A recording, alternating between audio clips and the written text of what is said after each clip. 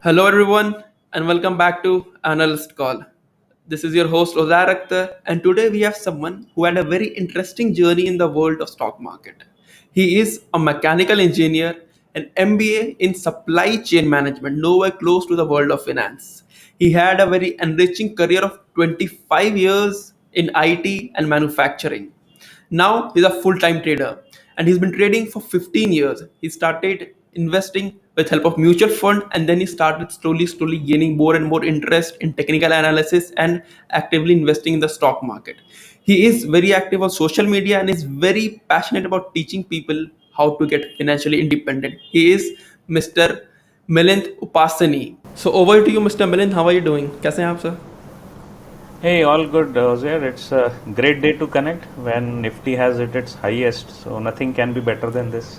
बिल्कुल sir market सही है तो हम भी सही है now mister Milind Yes, you are obviously. Someone who yes sir now mister Milind you are someone who started investing quite early and आपने इनिशियली स्टार्ट किया था म्यूचुअल फंड ईटीएफ में इन्वेस्ट करते करते तो आज के टाइम पे मुझे काफ़ी सारे क्वेश्चंस आते हैं काफ़ी सारे नए इन्वेस्टर्स का ये क्वेश्चन रहता है कि हम इक्विटी में एक्टिवली इन्वेस्टमेंट्स करें या फिर ईटीएफ्स में डालें तो यहाँ पर आपका ओपिनियन क्या रहता है what should an investor start with और what should their approach B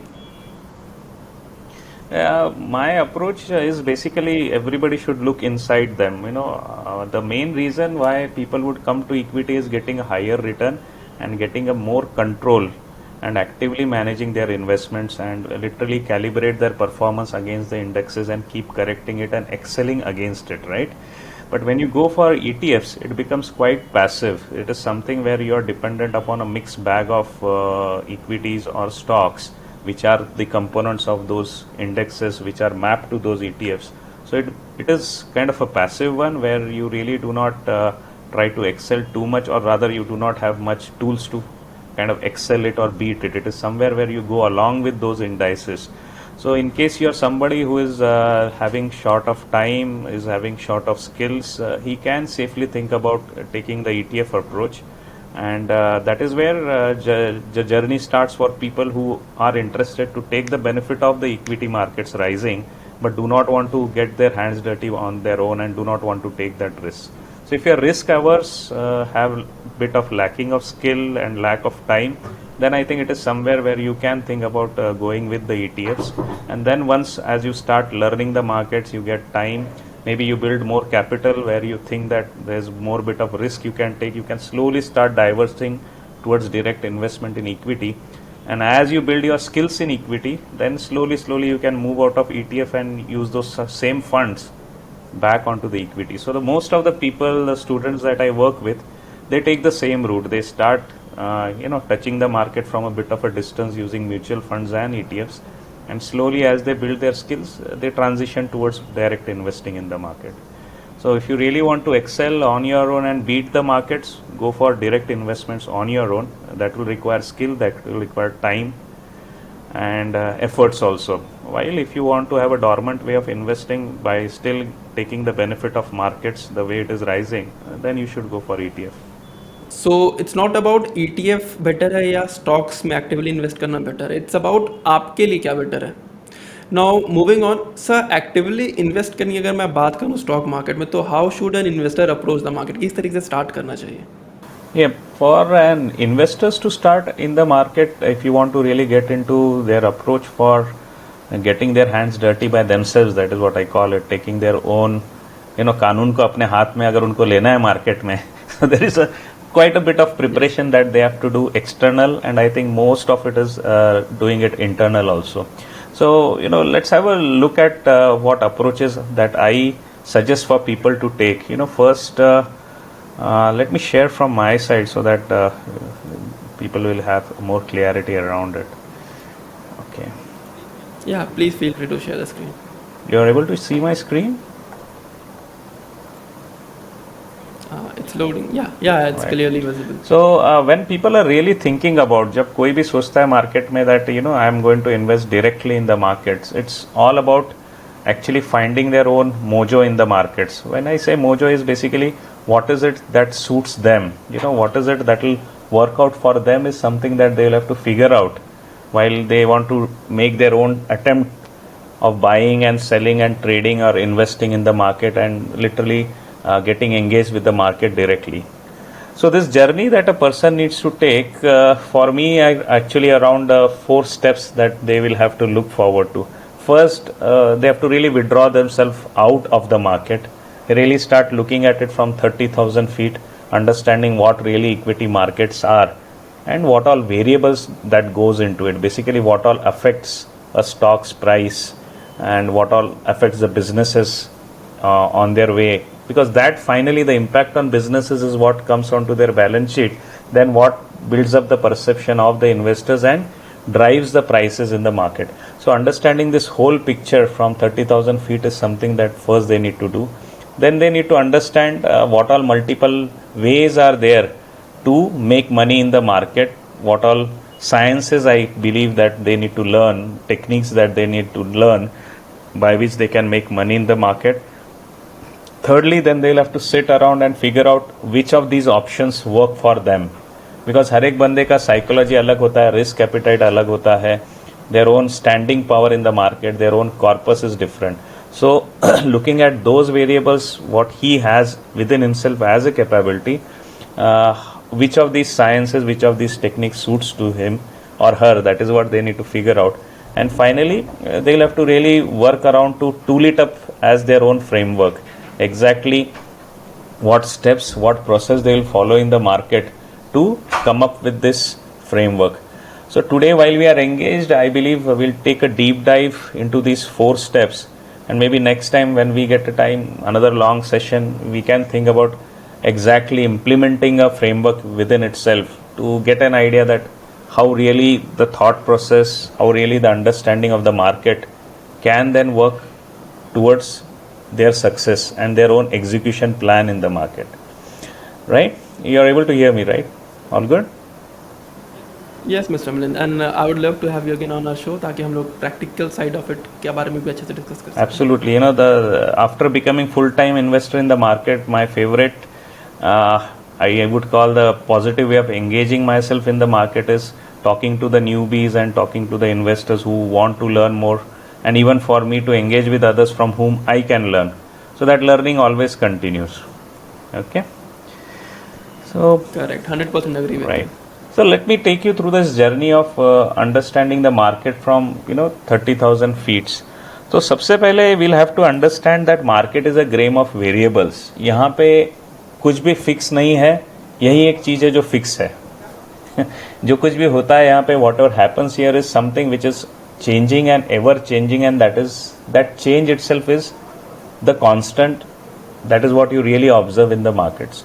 So to get an understanding, get the pulse of the market, first we'll have to understand what all variables are there which actually influences the price, the psychology of people, and the overall trading environment, the overall pricing environment in the market. So at a big levels, highest level, you have the business cycles running. जैसे you can see currently the steel cycle is in the commodities, the metal cycle is running, and then you observe when the corona came in, the pharmas came into the big picture. Then you look at IT today. IT today is quite different than what it was 4 years ago or 2 years ago also. IT in those times were mostly around ERP and system development. Now it is turning more into the customer engagement, turning more into digitalization, turning more into automation, right? The AI, ML and then IoT front, right? तो ये business cycles जो हैं आती जाती रहती है market में, sector to sector, and at times one sector influences another sector. Even today you can see real estate is coming on its own because lot of money that is coming in onto the side of IT, lot of jobs getting created in IT and lot of wage hikes that are coming in IT, as well as work from home जो शुरू हो गया है, that is also creating an impact on the real estate. So business cycles को समझना is one of the thing that we should start learning. Sectoral winds चलते हैं market में, how to pick up those sectoral winds, what of those factors which are running in the market, what act like a tailwind, what act like a headwinds towards that sector. तो ये समझना सबसे पहले एक distance से हमको आना चाहिए. Then we'll have to also understand the impact of regulators, the government's own control, industry specific regulatory authorities. Then you have anti-dumping duties, you have taxation impacts, So these parts also we'll have to think. You can very well see this happening with the crude market, right? The crude is something which is quite regulated by a set of players globally itself. So understanding that part, then global markets and liquidity. हम लोग जब भी market शुरू करते हैं तो we start looking every day morning at Dow's what it is doing, what other indexes are doing in the Europe region, in the Asian region, because from there the business, the whole business volume, the whole business impact, understanding, because everything is global today, everything is interconnected, all economies are interconnected today. So understanding those economies and their impact on us is something that we'll have to look at. Then when we really try to come to the I would say around 1000 feet or 500 feet, we'll have to really see how do we want to operate in the market, with the operators or with the smart money. So when we call operators, these are the people who are looking for short term trades and quick money, pumping and dumping kind of setup. So those runs with the operators, while smart money are the folks who are really here in the market for longer term. These are the people who pick up the compounders. You can see the compounders like Loris Lab today, the compounders like Polymedicare, then these all stories that tell you that somebody is riding them for a longer duration over here. So where do we want to really put our money on, which kind of stocks we want to work on? Then the impact of FIIs and DIs that happen every day in the market. You can see that on the days the FIIs pull out and DIs don't support, what happens to the market.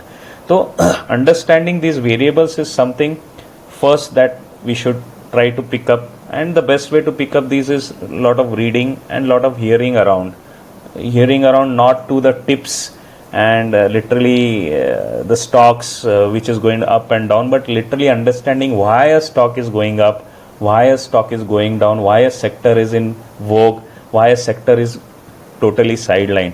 तो ये understanding आपको news, views और reading से ज़्यादा करके आएगी, but इसमें आपको बच के क्या रहना पड़ता है कि you really do not act on दो stocks without understanding the individual businesses. So यहाँ पे आपको जस्ट समझना है मार्केट को, एक्शन आपको कुछ नहीं लेना होता है, right? Got it mister Milind, right. So पहला स्टेप में हमने we got an overview of क्या क्या फैक्टर्स होते हैं, क्या क्या वेरिएबल्स होते हैं. सो आपको अगर एक्टिवली स्टॉक्स में इन्वेस्ट करना है तो you have to be with the news, current happenings के साथ अपडेटेड रहना पड़ेगा, and it's also fun to do. Now mister Milind, once we know all the factors, variables क्या क्या समझ गए, व्हाट्स द नेक्स्ट स्टेप? अभी क्या करना है? अभी नेक्स्ट स्टेप्स है कि जब आप मार्केट्स में समझ लेते हो कि किन किन चीज़ों का किस किस तरीके से इम्पैक्ट होता है, अब आपको डीप डाइव लेना है कि मैं इसके बीच में मेरी लड़ाई कैसे लड़ूंगा. How to really set up a higher probability of success for me within all this varying environment is something that I'll have to build myself for. तो इसके लिए जब आपको build करना होता है, you really have to look at basically three set of things that what I look at and what I really ask people to look at. First is they need to understand what are lines of studies are there in the market. There are two major lines of studies. One is the technical analysis and another is the fundamental analysis. When you come to technical analysis, this is something which I love more because I am from the engineering background, not much from the finance background. So being with maths, statistics is something that really attracts me, and that is where I found that technical analysis is nothing but more of statistical analysis. एक बार आप किसी stock के पीछे से उसका नाम निकाल दें और उसके पीछे लगा हुआ आपका पैसा निकाल दें तो आपको समझ में आएगा कि this is nothing but a pure game of statistics. So what are the statistics on which you are working? So these are primarily three statistics only that you get from the exchanges, right? The price, the volume and the time when the transaction happened. Now ये आपने एक बार समझ लिया. Technical analysis actually आपको statistics बताता है, आपको human psychology जो चल रही है, जो परसेप्शन दौड़ रहा है उस स्टॉक के बारे में, वो उस चीज़ का आपको पता चलता है. जैसे कोई स्टॉक गिर रहा है तो पता चल जाता है कि इस स्टॉक के बारे में लोगों के दिमाग में अभी रिस्क्स आ रहे हैं. कोई स्टॉक चढ़ रहा है तो you can understand that people are thinking about opportunity in that particular sector, in that stock, right? तो ये जो सेंस आपको मार्केट के मूवमेंट का आता है, I really say that technical analysis is something which will enable you more towards timing the market perfectly. तो अगर आपको टाइमिंग चाहिए, स्पीड चाहिए मार्केट में, तो आपको टेक्निकल एनालिसिस समझना काफ़ी ज़रूरी होता है. Second line of study which is there is the fundamental analysis. Now fortunately और अनफॉर्चुनेटली जब भी कोई मार्केट में काम करने की बात करता है इंडिया में, तो उसकी तरफ एक टाबू की नज़रों से देखा जाता है. पीपल थिंक दैट ये कोई सट्टा बाजारी करने वाला है, he is going to really gamble himself out in the market. तो इसको काउंटर करने के लिए हम में से 80 से 90% लोग शुरुआत करते हैं फंडामेंटल एनालिसिस के थ्रू. तो फंडामेंटल एनालिसिस क्या होता है? Really understanding what the business is all about. So we have great stalwarts like Warren Buffett, right. So इनसे हम सीखते हैं कि एक्चुअली इन्वेस्टमेंट अगर हमको करना है, down the line we also have Mohnish Pabrai. So all this big investors, when we really try to understand why they picked up Motherson Sumi, why they picked up Rains, why they picked up Sunteck, right, and why they are picking up a certain upcoming business like even the new business like Infobeans, why people are looking at Happiest Minds, so why people are looking at Astral Poly. So all these stories, when you try to understand, that is what is fundamental analysis. You understand कि business क्या करता है, क्यों चल रहा है, इसके growth prospects क्या है, managements कैसी हैं. So understanding business is about fundamental analysis. तो fundamental analysis by my view gives you stability in the market. क्या होता है कि अगर टेक्निकली सॉलिड और मोमेंटम में चलने वाला स्टॉक अगर फंडामेंटली भी स्ट्रांग हो, तो when you are really running in the market, how it really plays out is that if you are running in a market with a technically strong stock, at some point it will correct. अगर fundamentals अच्छे हैं तो buying जल्दी आ जाती है उस stock में. The buying literally appear sooner and you will find that it reverses and again starts its journey quickly. So this is something which you will find typically in kind of a Tata Elxsi nowadays, or you will find it is in Mastech. You will find this in compounder like IEX. तो इनमें आपको पता चलता है कि fundamental story अगर अच्छी है, you will find it in Loris Lab. तो आपको दिखेगा कि मोमेंटम आ जाता है, जब भी करेक्शन आता है तो संभल जाता है स्टॉक और फिर से रनअवे रैली करने चालू कर देता है. तो यहाँ पे आपको स्टेबिलिटी के लिए फंडामेंटल एनालिसिस काम में आता है एंड स्पीड के लिए टेक्निकल एनालिसिस काम में आता है. And that is where my favourite combination that I love is techno funda analysis, where you try to use both of these techniques to create highest probability in the market. Market को हम जीत नहीं सकते हैं, हम सिर्फ उसको manage कर सकते हैं. मैनेज करना क्या है कि with in all these variables we are trying to find a spot where we are having a higher rates of making trades work in our favor, right? Right. So fundamental analysis के बारे में एक चीज़ बोलना चाहूँगा mister melon, कि there's a very popular saying that market always rewards good fundamental. It's not a question of if, but it's a question of when. So अगर एक fundamentally strong company है तो obviously उसको रिवॉर्ड ज़रूर करेगा, but कब करेगा वो एक सवाल हो जाता है. तो जो टेक्नो फंडा वे ऑफ एनालिसिस है, जो कि आपका फेवरेट है, इनफैक्ट मेरा भी फेवरेट है, इसके आगे वहाँ पर आप एक टेक्निकली शॉर्टलिस्ट करिए स्टॉक्स को जो फंडामेंटली साउंड है, तो वहाँ पे करेक्ट टाइम पे एंटर, करेक्ट टाइम पे एग्जिट कर पाए. राइट. तो फंडामेंटल एनालिसिस आपको व्हाई बताता है, why this stock and when this stock is something which you get by technical analysis. Correct, 100% agree with you. मेरा एक फिलोसॉफी ये भी है कि when you work with technical analysis, it is like a sword. With that you are able to cut the enemy and go ahead. But fundamental analysis is like a shield. When Nifty falls, still if your stock is able to stand, that is the strength of fundamental analysis. Yeah, it's a great metaphor. Yeah. Thank you for sharing this. Right. Now, अब there are also a lot of different kinds of trading that we can do. जैसे swing trade कर सकते हैं, value investment कर सकते हैं हम, then trends के ऊपर कर सकते हैं, मोमेंटम तो वेरी पॉपुलर. सो उसके बारे में थोड़ा ब्रीफ दे सकते हैं? हाँ, तो अभी कैसा होता है कि once you really understand these sciences, that how what way I can apply why which stock and when which stock is something, then it really comes to what kind of investor I want to become. Now there are people who are totally risk averse. Now people who are totally risk averse, they would go with the concept which is given by Benjamin Graham. If you know the Benjamin Graham's concept is all about value investing. तो इनका है margin of safety thought process.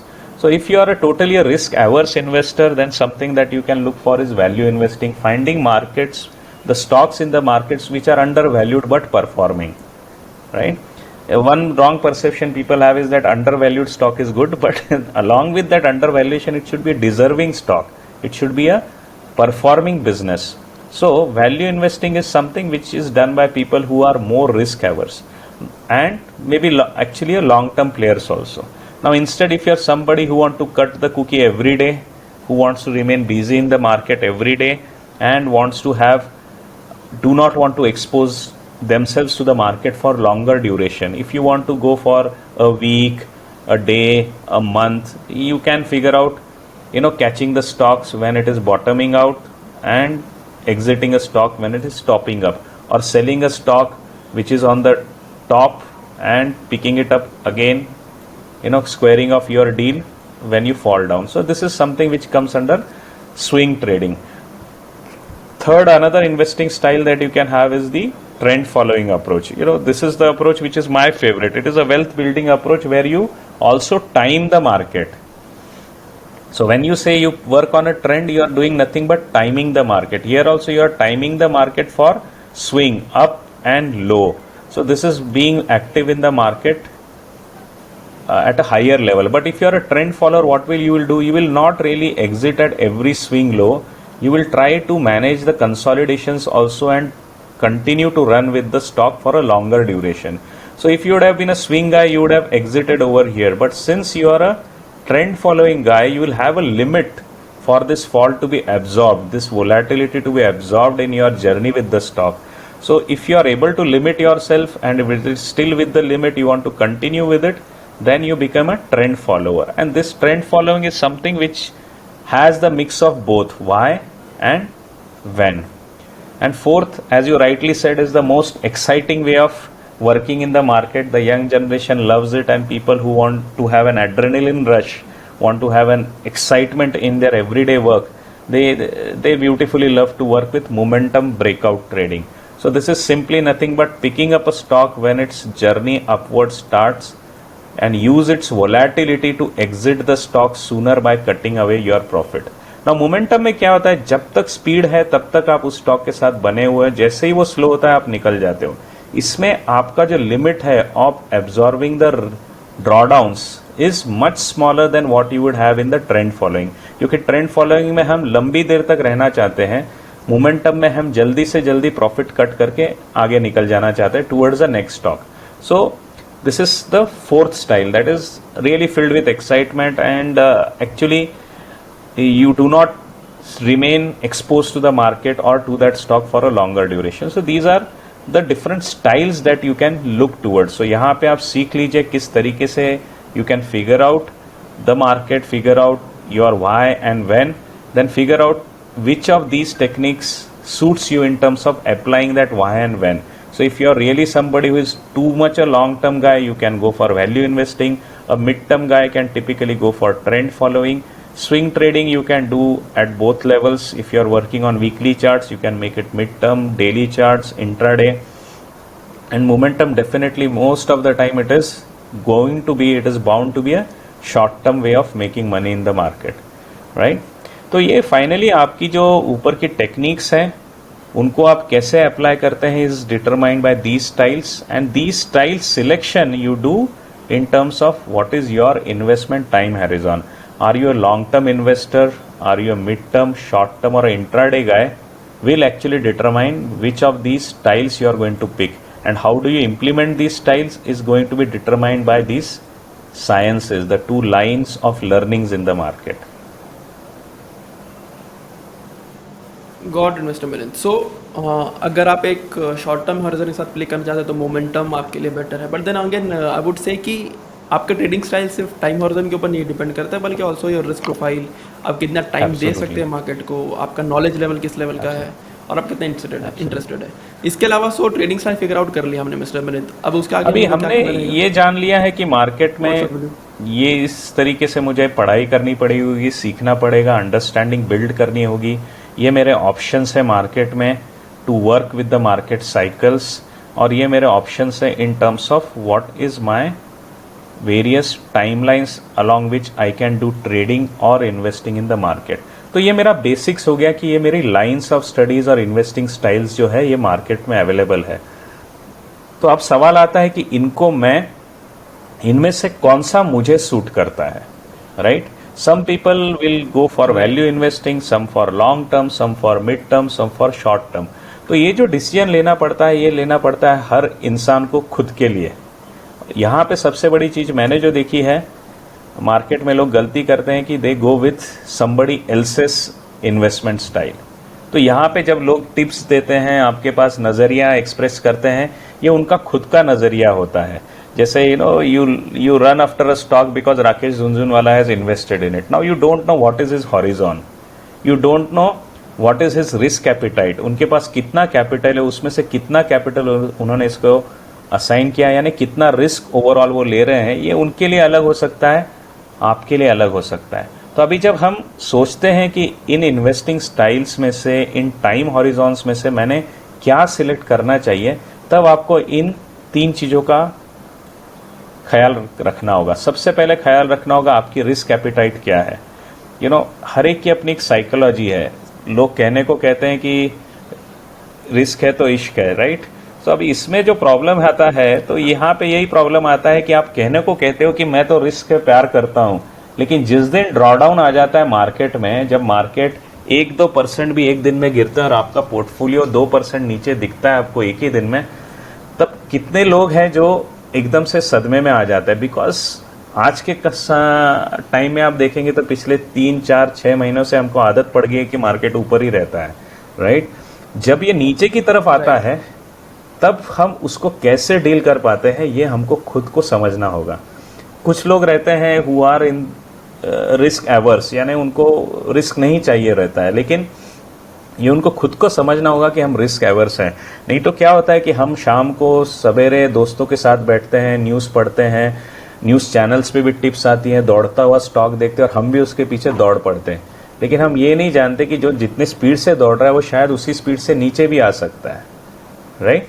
तो ऐसे time पे सबसे ज़्यादा ज़रूरी है आप समझे खुद कि आपकी रिस्क एपिटाइट क्या है। आप ज़्यादा सेफ्टी चाहते हैं, लो रिस्क चाहते हैं, आप मॉडरेट रिस्क चाहते हैं, थोड़ा बहुत रिस्क रहेगा तो चलेगा, या आप totally fully expose to the market high risk लेना चाहते हैं बड़ी बड़ी पोजीशंस लेकर के। तो आपको खुद को समझना होगा कि इनमें से कौन सी स्टाइल आपको सूट करती है, और ये बहुत ज़रूरी होता है। इसलिए मैं जनरली लोगों को कहता हूँ कि आप थोड़ी थोड़ी इन्वेस्टमेंट से चालू करिए। इफ़ यू आर जनरली लोग चालू कर देते हैं हाई रिस्क प्रोफाइल से, बड़ी बड़ी दौड़ने वाले स्टॉक्स के पीछे दौड़ना। लेकिन अगर आप उसको थोड़े थोड़े अमाउंट में इन्वेस्ट करके देखेंगे तो आपको पता चलेगा कि स्टॉक्स हमेशा नहीं दौड़ते हैं। They will run and then they will stabilise. Now are you the one who can hold the money through this stabilisation phase? Correct? अगर आप इसको यहाँ पे होल्ड नहीं कर सकते हैं, आप डर जाते हैं, तो मैं तो कहता हूँ कि आपने दौड़ने वाले स्टॉक मत लीजिए, आप इंस्टेड कंसोलिडेट होने वाले स्टॉक ले लीजिए, ताकि आपके लेने के बाद जब वो ऊपर चला जाएगा आप उसमें से प्रॉफिट बुक कर लीजिएगा। Got it? तो आप थोड़ा थोड़ा पैसा डाल के यहाँ पर समझते एक हैं। पॉइंट मैं भी बोलना चाहूँगा। हाँ, करेक्ट। यहाँ पर एक पॉइंट ये भी बोलना चाहूँगा कि रिस्क एपिटाइट से आपका स्टॉक जब चूज़ करते हैं वो बहुत फ़र्क पड़ता है। जैसे फॉर एग्जांपल अगर आप एक हाई रिस्क वाले इंडिविजुअल है तो आप हाई बीटा स्टॉक्स प्रेफर कर सकते हैं। जैसे फॉर एग्जांपल HFCL हो गया, जो कि जब मार्केट थोड़ा ऊपर जाता है तो वो काफ़ी ऊपर जाता है, मार्केट थोड़ा नीचे आता है तो वो मार्केट से ज़्यादा नीचे जाता है। अगर आप समवन जो थोड़ा एब्सटीमियस रहते हैं, जो थोड़ा मार्केट में कम रिस्क लेना चाहते हैं, तो वहाँ पर आप लो बीटा स्टॉक्स के ऊपर प्रेफर करें, जैसे ITC व Lentiva। वो क्या है कि कंसोलिडेटेड रहते हैं, बहुत ज़्यादा सडनली मूव नहीं करते हैं, ज़्यादा नीचे भी नहीं आते, ज़्यादा ऊपर भी कभी कभी जाते हैं। सो उसके हिसाब से portfolio balance absolutely, yes mister Milind. Absolutely. यहाँ पे जो आप बात कर रहे हैं वो मुझे काफ़ी अच्छी पसंद आई कि आप finally you should look at the cap of the stock. You can choose between large cap, small cap and mid cap, right? Depending on how much of risk you can work and handle with, right? Correct. और ऐसा आपका sectors के साथ भी नजर आता है, जैसे रियल इस्टेट वगैरह है, you will find it is a high risk game. FMCG है, that is a low risk game, right. Correct? In fact real estate financial companies भी हाई रिस्क गेम में आ जाते करेक्ट। हैं। तो ये आपको सोचना पड़ेगा कि मेरी साइकोलॉजी किस चीज़ के साथ चलती है, और ये राइट अवे आपको समझ में नहीं आता है। जब आपका पैसा लगता है ना, तब आपकी असली नीयत बाहर पड़ती है। That is what I can say. किताबों में पढ़ना, वो विद एक्सपीरियंस ही सीख सकते एब्सोल्युटली, हैं। चार्ट में देखना, किताबों में पढ़ना, पेपर ट्रेडिंग करना, ये अलग बात होती है जब पानी में उतरते और एक दो बार नाक में पानी जाता है, तब पता चलता है कि भाई मैं किस गहराई तक तैर सकता हूँ, correct. Right? Now so moving on, अब थोड़ा साइकोलॉजी ऑफ इन्वेस्टर्स भी देख लेते हैं कि आपका जो साइकोलॉजी रहेगा। रिस्क प्रोफाइल तो हमने देख लिया, साइकोलॉजी किस टाइप से रहता है उसे में अंडरस्टैंड या करते हैं। तो यहाँ पे psychology is something which comes from our own mental makeup, right? Some people are there, जैसे काफ़ी बार लोगों ने भी एनालिसिस किया है कि जो मार्केट में सक्सेसफुल होते हैं उनमें से काफ़ी लोग हैं जो रिस्क बैकग्राउंड से आते हैं, जो डिफेंस फोर्सेस से आते हैं, या उनको बोलते हैं ना हाई रिस्क स्पोर्ट्स से आते हैं. So people coming from high risk sports and defence, these are the people who are more aggressive in nature. जैसे हम काफ़ी स्पोर्ट्स खेलते हैं, गेम्स खेलते हैं, तो आपको और मुझको ना हारने की आदत पड़ जाती है, बुरा नहीं लगता है. Got it? तो डिफेंस में भी जब हम रहते हैं तो हमको एग्रेशन की आदत रहती है, सेटबैक्स की आदत रहती है. उस सेटबैक से डील कैसे करना है ये भी हमारे अंदर साइकोलॉजी बिल्डअप रहती है. करेक्ट?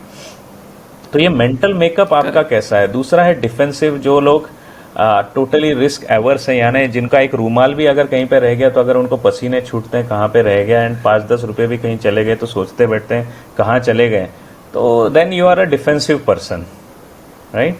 ऊपर से आपका टेम्परामेंट कैसा है. आर यू शॉर्ट टेम्पर्ड और you are somebody who is high on patience. अगर आप शॉर्ट टेम्पर्ड है देन मार्केट में टफ जाएगा आपको, because there is a lot of lack of discipline that you will observe in your self. You will be somebody who will try to rush after a moving stock, but the moment it reverses, you will not be able to handle its volatility. आपकी जो reactions होगी वो ज़्यादा से ज़्यादा emotionally filled reactions होगी. Okay? आपकी जो reactions जो ज़्यादा से ज़्यादा होनी चाहिए वो tempered होनी चाहिए, not short tempered. तो यहाँ पे आपको then you will have to build up yourself on the patience also. And when you are really high on patience, then you will find that you are somebody who is more on the disciplined side, you are more somebody on the long term side of the market. तो ये आपको खुद को self analysis करना होगा कि आपका mental makeup कैसा है. करेक्ट? और ये भी आपका फिर इन्फ्लुएंस करता है कि आपका रिस्क एपिटाइट कैसा है और फिर आपने कौन सी स्टाइल पकड़नी है मार्केट में. Right, completely make sense. Now मैंने पहले भी एक फैक्टर मेंशन किया था कि आप कितना टाइम दे सकते हैं मार्केट को और आप कितना रीडिंग टाइम इन्वेस्ट कर सकते हो. सो आई गेस उसके बारे में थोड़ा बहुत कवर कर सकते हैं हम लोग. या ये एक चीज़ है जो मुझे सबसे ज़्यादा रियलाइज़ हुई जब मैंने खुद मार्केट में ज़्यादा इन्वेस्टमेंट करना डायरेक्टली शुरू किया. So I was working in IT companies at senior level. Now that is a time when you are having a very busy day. So one thing which is at a very premium for you is the screen time that you can give in the market. So if you're daily busy in your activity, you will not be able to watch the market intraday, then definitely you cannot go with the intraday strategy, right? Then the intraday is something which is not for you. Intraday you cannot do if you do not have much of screen time, right? तब फिर आप क्या कर सकते हो? You can only do offline trading. So what you can do, you can only punch in AMOs, after market orders. तो ऐसी situation में आपको इंट्राडे स्ट्रैटेजी बिल्कुल सूट नहीं होगी. आपको मोमेंटम स्ट्रैटेजी ब्रेकआउट वाली तो बिल्कुल सूट नहीं होगी. मोमेंटम ब्रेकआउट भी आपको काफ़ी चैलेंज हो जाएगा हैंडल करना. आपको क्या सूट होगा for your less screen time? आपको सूट हो जाएगा ट्रेंड फॉलोइंग, आपको सूट हो जाएगा मिड टू लॉन्ग टर्म आपका स्विंग ट्रेडिंग या वैल्यू इन्वेस्टिंग.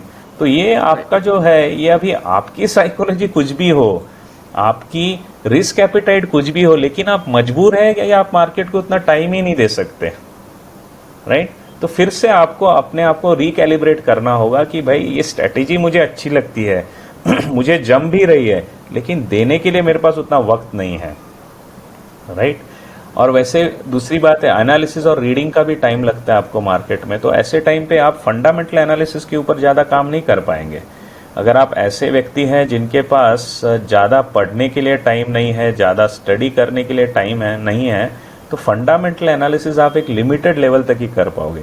तब आपको क्या करना पड़ेगा? आपको ज़्यादा झुकना पड़ेगा टेक्निकल एनालिसिस की तरफ और थोड़ा बहुत फंडामेंटल एनालिसिस की तरफ. तो इसमें से फिर आपके हाथ में से वैल्यू इन्वेस्टिंग की जो स्ट्रैटेजीज है वो छूट जाएंगी.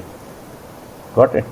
तो ये आपका खुद का प्रोफाइल क्या है और जब आप एक बार फुल्ली मार्केट में एज अ इंडिपेंडेंट ट्रेडर आ जाते हो, फुल टाइम इन्वेस्टर आ जाते हो, तब आप फिर सोच सकते हो कि हाँ अभी मेरे पास ज़्यादा टाइम है, स्क्रीन टाइम है, तो मैं ब्रेकआउट स्ट्रेटेजी कर सकता हूँ, मैं इंट्राडे भी कर सकता हूँ। But got mister Milind. So यहाँ से आई गेस हम लोग ने ये फिगर आउट कर लिया है कि आपको क्या क्या पैरामीटर्स देखना है, क्या क्या पॉइंट्स देखना है टू अंडरस्टैंड कि आप किस टाइप के ट्रेडर हैं। और वो जब आप फिगर आउट कर लेंगे then obviously you'll get a better clarity कि आपको किस टाइप के इन्वेस्टमेंट ट्रेडिंग स्ट्रैटेजीज फॉलो करना है। And then you know of course with experience and with time you can perfect it. So anything else mister manage that you would like to cover here? तो अभी ये जो आपकी जो total approaches हैं, हम मार्केट को अगर हमने स्टडी कर लिया कि उसमें वेरिएबल्स क्या है, उसमें से हमारे हाथ में स्टडीज़ क्या हैं, फिर इनमें से कौन कौन सी स्टाइल है जिनको मैं प्रेफर करता हूँ, पिक करता हूँ, तो फिर आ जाते हैं आप एक छोटे से मैट्रिक्स के ऊपर, जो मैं काफ़ी तरीके से मेरे कोचिंग में, मेरे ट्रेडिंग में इस्तेमाल करता हूँ कि फाइनली एक इंसान को खुद जानना होगा कि उसके लिए क्या सूट होता है। ओके, तो उसके लिए मैंने ये मैट्रिक्स बनाया था जिससे कि आदमी खुद समझ जाए कि वो किस ब्लॉक में बैठता है। एक आपको ना एक फ्रेमवर्क चाहिए जिसके थ्रू आप फटाक से समझ जाए कि मैं किस ब्लॉक में बैठता हूँ। तो उसके लिए आप इस छोटे से मैट्रिक्स का आराम से इस्तेमाल कर सकते हैं, जहाँ पे मेनली आपको देखना पड़ेगा आपका स्क्रीन टाइम कैसा है। सबसे पहले सोचिए कि आपका स्क्रीन टाइम कैसा है। उसके बाद सोचिए कि आपकी साइकोलॉजी कैसी है, आप कितना डाउनसाइड हैंडल कर सकते हैं। फिर देखिए आपके पास कॉर्पस कितना है। अगर आप इन तीनों चीज़ों में से किस ब्लॉक में बैठते हो, यह आपने फिगर आउट सबसे पहले कर दिया, यह है आपका सेल्फ एनालिसिस। हाँ जी, so this is your self analysis, this is what you have to really analyse for yourself कि what is my corpus size, what is my downside risk that I can handle, and how much of screen time that I can give to my studies. Then once you figure out using these approaches that I want to go either with mid-term trend following technique, which I call it as turtles, or long-term value investing strategy, which I call it as snails, and then are you really going for somebody who is going for short-term momentum trading, which I call it as tigers, right? So once you figure out where your mental maths is, where your corpus availability is there, where is your screen time availability is there, then you choose which of these strategies you are going to work with. So are you going to become a fox, a tiger, or a turtle, or a snail in the market? Figure it out. Bulls और beer तो सब बने हुए हैं यहाँ पे, bulls और beer तो सब बने हुए हैं यहाँ पे। हमको ढूंढना है कि मैं इनमें से क्या बन के इन दोनों के बीच में से पैसा बना सकता हूँ। ये दोनों दिन भर की जो लड़ाई चलती है बायर और सेलर के, इसमें से मुझे अगर पैसा बनाना है तो मुझे कौन सी स्टाइल लेनी होगी, ये मुझे यहाँ पे सोचनी होगी। ओके, ये आपने एक बार डिसाइड कर दिया, देन आप आ जाइए, आपको फिर फंडामेंटल एनालिसिस कितना सीखना पड़ेगा और टेक्निकल एनालिसिस आपको कितना सीखना पड़ेगा, then start deep diving in it. So this is a small matrix that you can use for self analysis, and then coming down to which of the lines of sciences you should weigh more on, किस तरीके की studies मुझे ज़्यादा करनी होगी to prepare myself to start working in the market, और फिर मुझे कौन सी टेक्निक यूज़ करनी पड़ेगी, कौन सी इन्वेस्टिंग स्टाइल यूज़ करनी पड़ेगी out of this 4। Got mister Milind. So काफ़ी इंटरेस्टिंग आउटलुक था यहाँ पर। बुल्स और बेल्स तो सबको ही है, बट हमें फाइंड आउट करना है हम इनमें से कौन सा एनिमल है। सो यू ऑब्वियसली काफ़ी इंपॉर्टेंट पॉइंट बोला आपने कि first we have to start with आप कितना स्क्रीन टाइम दे सकते हैं। So no other factor would matter, चाहे आपका पेशेंस ज़्यादा हो या कम हो, या फिर आप कितना ही टेक्निकली साउंड हो, अगर आप स्क्रीन टाइम नहीं दे सकते तो ऑब्वियसली इंट्राडे और डेरिवेटिव्स के ऊपर ट्रेड करना आपके लिए एक अच्छा सूटेबल ऑप्शन नहीं रहेगा। सो आई थिंक इस स्टेप तक हम लोग ये तो समझ गए कि आप किस टाइप के ट्रेडर है। एक बार आप ये फिगर आउट कर रहे थे किस टाइप के आप ट्रेडर है, तो ऑब्वियसली यू कैन पॉलिश दो skills better.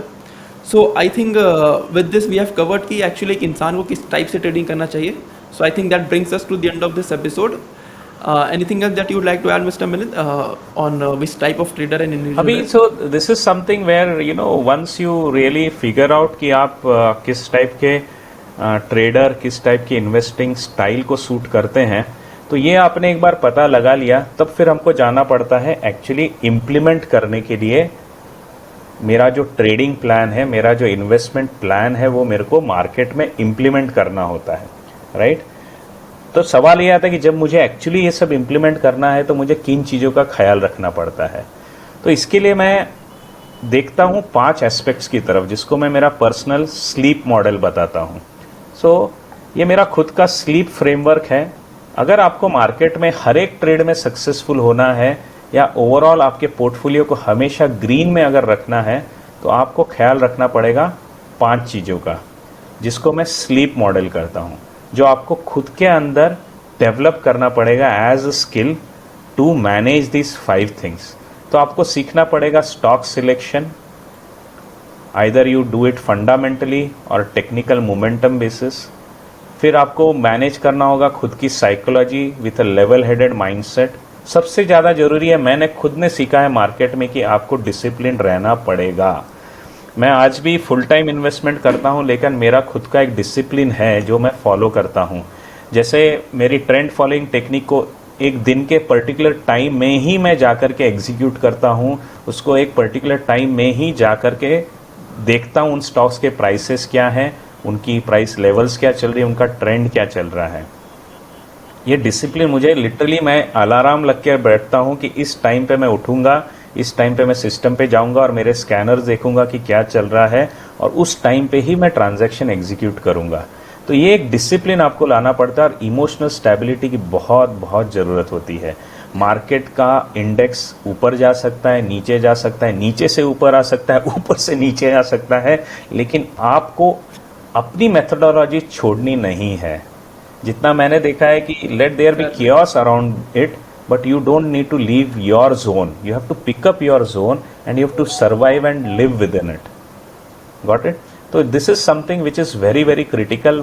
I would generally say 70%, 72% or 80% of your market success just depends on this point, how level headed you are. Because even if you find a wonderful strategy, if you cannot apply it, it is zero, or rather in the market it becomes negative also. Got it? तीसरा point होता है timing your entry in the stock. Stock select कर दिया, उसको exact time पे timing से आपको entry करना है। ये नहीं कि आपने एक IEX जैसा स्टॉक है, उसको रन अवे रैली में ऊपर पकड़ लिया। भाई जब आप पकड़ोगे तो उसको आगे खरीदने वाला कोई आ नहीं रहा है, तो क्या होगा? स्टॉक गिरेगा नीचे और कंसोलिडेट हो जाएगा, और इसमें आप फ्रस्ट्रेट हो जाओगे।